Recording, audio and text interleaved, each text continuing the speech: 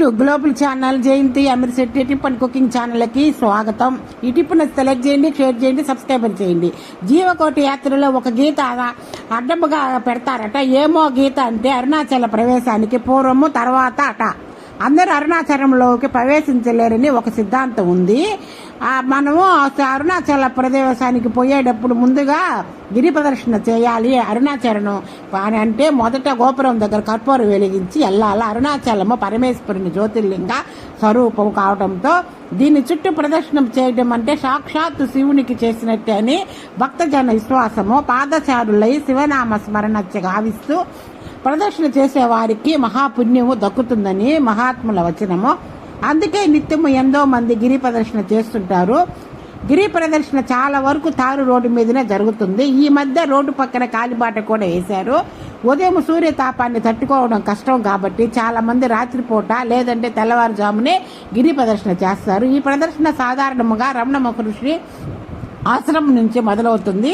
4 అడుగులు వేయంగానే వినాయకుడి గుడి ఉంటుంది. అక్కడి నుంచి కొండపైకి చూస్తే నంది ఆకారంలో కనిపిస్తుంది. దానికి నమస్కరించి చేసే గిరి ప్రదర్శనకు ఉపక్రమిస్తారు. దానికి నమస్కరించి కొండపైకి చూస్తే కొండపై నమస్కరించి గిరి ప్రదర్శన మొదలు పెడతాయి. ఇది సుమారు 14 కిలోమీటర్లు ఉంటుంది.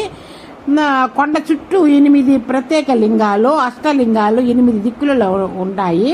ఇంద్ర, అగ్ని, యమ, నైరుతి, వరుణ, వాయ, కుబేర, ఈశాన్య లింగాలు ఇవి.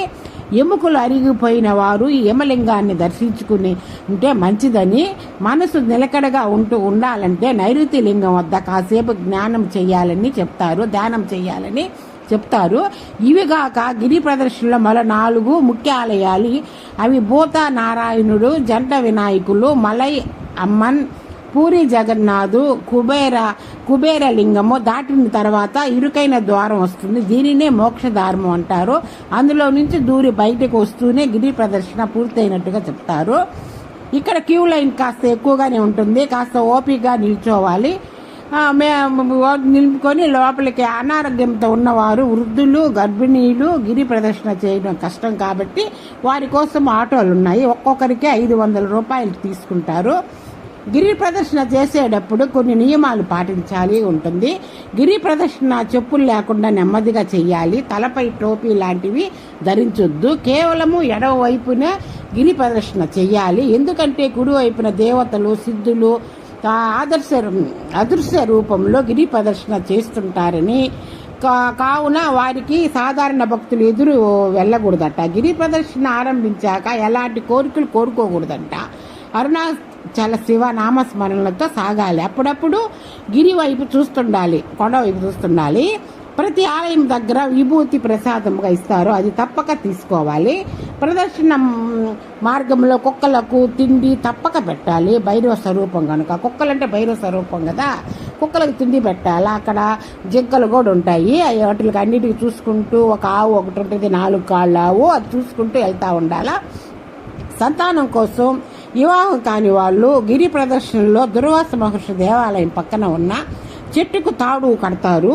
14 కిలోమీటర్ల చెప్పులు లేకుండా నడిచేసరికి కాలు నొప్పులు మొదలవుతాయి కాబట్టి అల్పాహారం తీసుకొని అక్కడ అన్నీ అమ్ముతుంటారు కదా, అక్కడ అన్ని హోటల్స్ అన్ని అమ్ముతూ ఉంటారు. దానిలో తీసుకొని తింటా ఉదయం అరుణాచలేశ్వరి గుడికి కాలినడకన దర్శించుకొని అరుణాచలము పంచలింగ క్షేత్రాల్లో అగ్నిభూతానికి ప్రత్యేక ఆలయము లోపల అరుణాచలేశ్వరిని పాదముద్రిగా ఉంది. రమణ మహర్షి తపస్సు చేసి అనుగ్రహం పొందిన ప్రదేశం ఆలయంలోకి ప్రవేశించగానే కనిపిస్తుంది. సర్వసిద్ధి వినాయకుడికి కుడివైపున రమణ మహర్షి తపస్సు చేసిన పాతాళ లింగేశ్వరుని సన్నిధి ఉంది. ఆ పక్కనే 1000 కాళ్ల మండపము, అన్నదాన సత్రము, శివలింగ సిద్ధం అనే కోనేరు ఉన్నాయి. ఇప్పుడు మనము అరుణాచలేశ్వర ఆలయానికి 1 కిలోమీటర్ దూరంలో రమణాశ్రమం ఉంటుంది. అరుణాచలం వెళ్ళిన వారు ఈ ఆశ్రమాన్ని తప్పక దర్శించుకుంటారు. స్థానికుల కన్నా విదేశీయులు ఎక్కువ కనిపిస్తారు. ఇక్కడ రమణుల సమాధిని చూడొచ్చు. ఇక్కడ గ్రంథాలయంలో రమణ మహర్షికి సంబంధించిన పుస్తకాలు లభిస్తాయి. ఆశ్రమంలో వసతి కోసం 3 నెలల ముందుగానే పేరు నమోదు చేసుకోవాల్సి ఉంటుంది. మరుసటి రోజు ఉదయము అక్కడ సాయంకాలం మన పుణ్యం కొద్ది ఆషాఢ మాసం కాబట్టి అభిల కుచ్చులాంబిక ఆవుకి అమ్మవారికి నక్షత్ర హారతి ఇవన్నీ దర్శించుకొని చూస్తే ఎంత పుణ్యం. ఆ పుణ్యం దక్కాలంటే ఎంతో పుణ్యం చేసుకోవాలి. అసలు అరుణాచల కొండకి వెళ్ళాలంటేనే పుణ్యం చేసుకోవాలి. ఆయనే పిలిపించుకోవాలి మనల్ని. అభిల కుచ్చిలాంబిక సేవ, ఆ సేవ దర్శన భాగ్యం ఎంతమందికో కలుగుద్ది. చాలా సంతానం లేని వాళ్ళకి సంతానం కలుగుద్దంట, వివాహం కాని వాళ్ళకి వివాహం అవుద్దని చెప్తుంటారు. సో మామూలుగా దర్శించుకుంటే అంత పుణ్యం అంట. అదే అందులో ఆషాఢ మాసం కనుక అక్కడ హోమాలు అవి జరుగుతుంటాయి అమ్మవారికి. ఎక్కువ దర్శించుకుంటే చాలా మంచిది అమ్మవారికి. చూడండి ఎంత బాగా హారతీలు ఇస్తున్నారు అక్కడ అమ్మవారికి, కుచ్చలాంబికకి. లైక్ ఇక్కడికి వెళ్ళాలన్నా మన పూర్వజన్మ సుకృతం ఉండాలా. లైక్ చేయండి, షేర్ చేయండి, సబ్స్క్రైబర్ చేయండి. కొత్తగా చూసేవాళ్ళు